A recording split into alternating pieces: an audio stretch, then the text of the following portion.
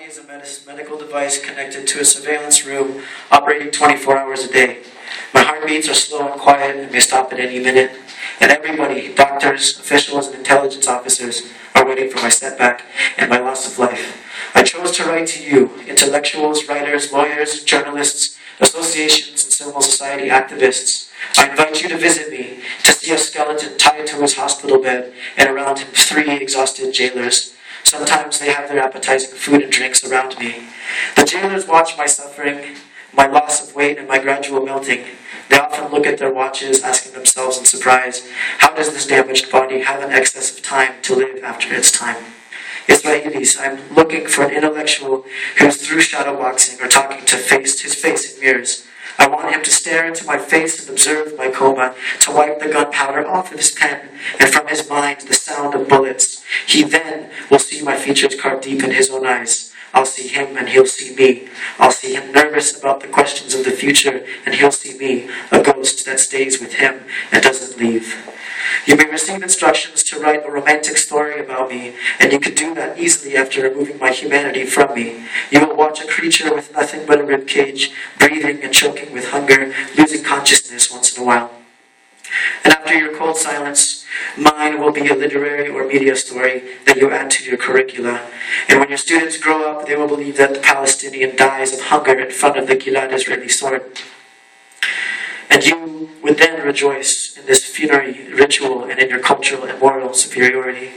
Israelis, I am Samer Sawi, the young Arvush man, according to your military terms, the Jerusalemite, whom you arrested without charge, except for leaving Jerusalem to the suburbs of Jerusalem. I, who will be tied twice for a charge without charge, because it is the military that rules in your country, and the intelligence apparatus that decides, and all other components of Israeli society ever have to do is sit in a trench and hide in the fort that keeps what is called the purity of identity, to avoid the explosion of my suspicious bones. I have not heard one of you interfere to stop the loud wail of death. It's as if every one of you has turned to grave diggers, and everyone wears his military suit. The judge, the writer, the intellectual, the journalist, the merchant, the academic, and the poet. I cannot believe that a whole society has turned into guards over my death and my life, or guardians over settlers who chase after my dreams and my trees. Israelis, I will die satisfied, and having satisfied, I do not accept to be deported out of my homeland. I do not accept your courts and your arbitrary rule. If you had passed over in Easter to my country and destroyed it in the name of a god in an ancient time, you will not pass over my elegant soul, which is declared disobedience. It has healed and flew and celebrated all the time that you lack. Maybe then you will understand that awareness of freedom is stronger than the awareness of death. Do not listen to these generals and those dusty myths, for the defeated will not remain defeated, and the victor will not remain a victor.